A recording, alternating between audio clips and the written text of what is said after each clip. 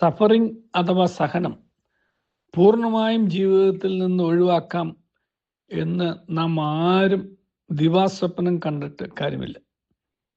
Suffering ജീവിതത്തിൻ്റെ ഒരു അനിവാര്യ ഘടകമാണ്. ഈ സഫറിംഗ് ഒഴിവാക്കാൻ വേണ്ടിയിട്ടാണ് നമ്മൾ ഒരുപാട് നമ്മുടെ സമയവും നമ്മുടെ സമ്പത്തും ചെലവാക്കുന്നത്. വേദന, ശാരീരിക വേദനയിലൂടെ അസുഖങ്ങളാൽ ഉണ്ടാകുന്ന ശാരീരിക വേദന ഒഴിവാക്കാൻ വേണ്ടി നമ്മൾ ആശുപത്രികളിൽ അഭയം തേടുന്നു.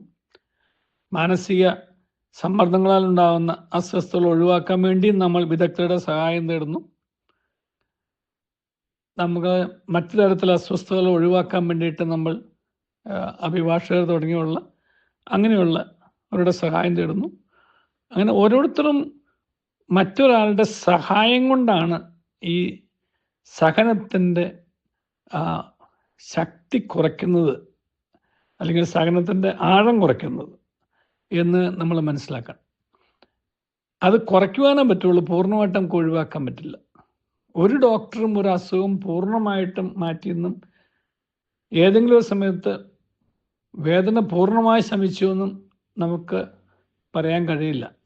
അത് തീരുന്നത് വരേക്കും. അതുവരെയുള്ള ഘട്ടങ്ങളിൽ നമ്മളോട് ചോദിച്ചാൽ നമ്മൾ പറയുന്നത് വേദന കുറവുണ്ട്, ഇപ്പോൾ അസ്വസ്ഥത കുറവുണ്ട് എന്നൊക്കെയല്ലേ പറയുന്നത്. അപ്പോൾ ഒരു കുറയുന്ന ഘട്ടത്തിൽ നിന്നാണ് മാറുന്ന ഘട്ടത്തിലേക്ക് അത് മാറുകയുള്ളൂ. അത് മാറിയാലും ഏതെങ്കിലും തരത്തിലുള്ള സഹനങ്ങൾ എപ്പോഴും നമ്മുടെ ജീവിതത്തിൽ ഉണ്ടാവും എന്നുള്ളത് ശരിയാണ്. ആ സഹനങ്ങൾ എന്തിനു വേണ്ടി നമുക്ക് അനുവദിക്കുന്നു എന്നുള്ളതും അത് സഹനങ്ങൾ എങ്ങനെ വന്നു എന്നുള്ളതും നാം തിരിച്ചറിയണം. നാം വരുത്തുന്ന അല്ലെങ്കിൽ വരുത്തി വയ്ക്കുന്ന സഹനങ്ങളുമുണ്ട്, നമുക്കായിട്ട് അനുവദിക്കപ്പെട്ട സഹനങ്ങളുമുണ്ട്. നാം വരുത്തി വയ്ക്കുന്ന സഹനങ്ങൾ ഒഴിവാക്കിയാൽ ജീവിതത്തിൽ നമുക്ക് ഒരുപാട് സ്വസ്ഥതയോടെ ജീവിക്കാൻ കഴിയും. കാരണം അത് ദൈവത്തിൻ്റെ നിയോഗം ആയിരുന്നില്ല, നാം വരുത്തി വെച്ചതാണ്. ദൈവത്തിൻ്റെ വഴിയിൽ നിന്ന് മാറി നമ്മുടെ വഴിയിലേക്ക് നാം നടന്നപ്പോൾ നാം വരുത്തി വച്ച വിനകളും നാം പിടിച്ചു പറിച്ചെടുത്ത ആ സഹനങ്ങളുമാണ്. ഉദാഹരണമായിട്ട് നിയമം ലംഘിച്ച് വണ്ടി ഓടിക്കുന്ന ഒരു വ്യക്തി, ആ വ്യക്തിക്ക് ഒരു ആക്സിഡൻ്റ് ഉണ്ടായാൽ അതിന് ദൈവത്തെ പഴിച്ചിട്ടോ കഷ്ടകാലം എന്ന് പറഞ്ഞിട്ടോ അല്ലെങ്കിൽ സമയദോഷം എന്ന് പറഞ്ഞിട്ടോ ഒരു കാര്യമല്ല, ഒരു നിയമലംഘനം അവിടെ നടന്നു. അപ്പോൾ വഴി വിട്ടുള്ള എന്തും ദൈവത്തിൻ്റെ നിയമത്തിൻ്റെ ലംഘനമാണ് നമ്മൾ തിരിച്ചറിയുക. അത് ധാർമ്മികതയുടെ വഴിയാണ്. ധാർമ്മികതയുടെ വഴി തെറ്റിയുള്ള ജീവിതത്തിൽ സംഭവിക്കാവുന്ന ഏത് ദുരന്തവും അത് സംഭവിക്കും. ആ ദുരന്തങ്ങളെല്ലാം നാം പിടിച്ചു വാങ്ങിയതാണ്, നമ്മുടെ കയ്യിലിരിപ്പ് കൊണ്ട് സംഭവിക്കുന്നതാണ്. അതിന് ആരെയും പഴിച്ചിട്ട് കാര്യമില്ല. അതിനുള്ള ഏക പോംവഴി നമ്മുടെ തെറ്റായ വഴികളിൽ നിന്നും നേരായ വഴിയിലേക്ക് നടക്കുക, മാറുക എന്ന് മാത്രമേ ഉള്ളൂ. വഴി തെറ്റുമ്പോഴാണ് നമുക്ക് ദുരന്തങ്ങൾ സംഭവിക്കുന്നത്.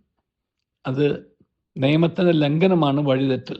നിയമം പാലിച്ചുകൊണ്ട് ജീവിക്കാൻ ശ്രമിച്ചാൽ ഒരു ബുദ്ധിമുട്ടും ഉണ്ടാവില്ല. രണ്ടാമത്തേത്, നിയമം പാലിച്ച് ജീവിക്കുന്നവരുടെ കാര്യത്തിലും സഹനങ്ങളുണ്ടാവും. അത് ചിലരുടെ കാര്യത്തിൽ ശാരീരികമായ ബാഹ്യ അടയാളങ്ങളോട് കൂടിയ സഹനങ്ങളായിരിക്കും. ചിലരുടെ കാര്യത്തിൽ ഒരടയാളങ്ങളും ഇല്ലാത്ത ആന്തരിക സഹനങ്ങളായിരിക്കും. ഈ രണ്ട് സഹനങ്ങളും നമ്മെ ഒരർത്ഥത്തിൽ അല്ലെങ്കിൽ മറ്റൊരർത്ഥത്തിൽ ശക്തിപ്പെടുത്താൻ വേണ്ടിയിട്ടുള്ളതാണ് എന്നും നമ്മെ ഒന്ന് പ്യൂരിഫൈ ചെയ്യാൻ, ശുദ്ധീകരിക്കാൻ വേണ്ടിയിട്ടുള്ളതാണ് എന്നും നമ്മൾ ഈ ദൈവത്തോട് ചേർന്ന് നിൽക്കാൻ വേണ്ടിയിട്ടുള്ള വിളിയാണ് എന്നുള്ള തിരിച്ചറിവുണ്ടായി കഴിഞ്ഞാൽ ആ സഹനങ്ങളുടെ മാധുര്യം, സ്വീറ്റ്നെസ് ഓഫ് സഫറിങ് എന്നുള്ള കൺസെപ്റ്റ് ഉണ്ട്. അത് നമുക്ക് തിരിച്ചറിയാൻ കഴിയും. അത് നമുക്ക് അത് സന്തോഷത്തോടെ സ്വീകരിക്കാനും കഴിയും. അതാണ് ഞാൻ എപ്പോഴും ഈ ദൈവത്തെക്കുറിച്ച് സൂചിപ്പിക്കാനുള്ള കാരണം. ഈ ഒരു ഗ്രൂപ്പ് എന്ന് പറയുന്നത്, ശ്രമിക്കുന്ന ഗ്രൂപ്പ് എന്ന് പറയുന്നത് ജാതിയോ മതമോ ഒന്നുമില്ലാത്ത എല്ലാ മതവിഭാഗത്തിൽപ്പെട്ടവരുണ്ട്, ദൈവവിശ്വാസം ഇല്ലാത്തവരുണ്ട്.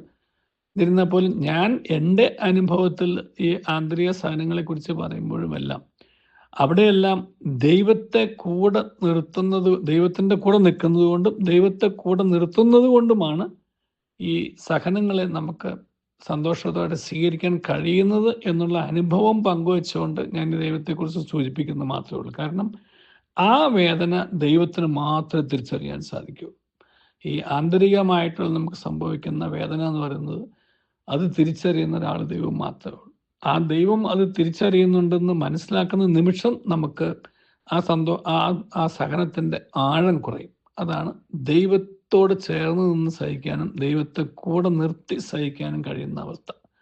അപ്പോൾ സഹനങ്ങളെ അപ്രകാരം സന്തോഷത്തോടെ സ്വീകരിക്കാനായിട്ട് നമുക്ക് കഴിഞ്ഞാൽ വലിയൊരു അനുഗ്രഹം നമ്മുടെ ജീവിതത്തിലുണ്ടാവും. ദൈവം നമ്മെ അനുഗ്രഹിക്കട്ടെ. നല്ലൊരു ദിവസം എല്ലാവർക്കും നേരുന്നു.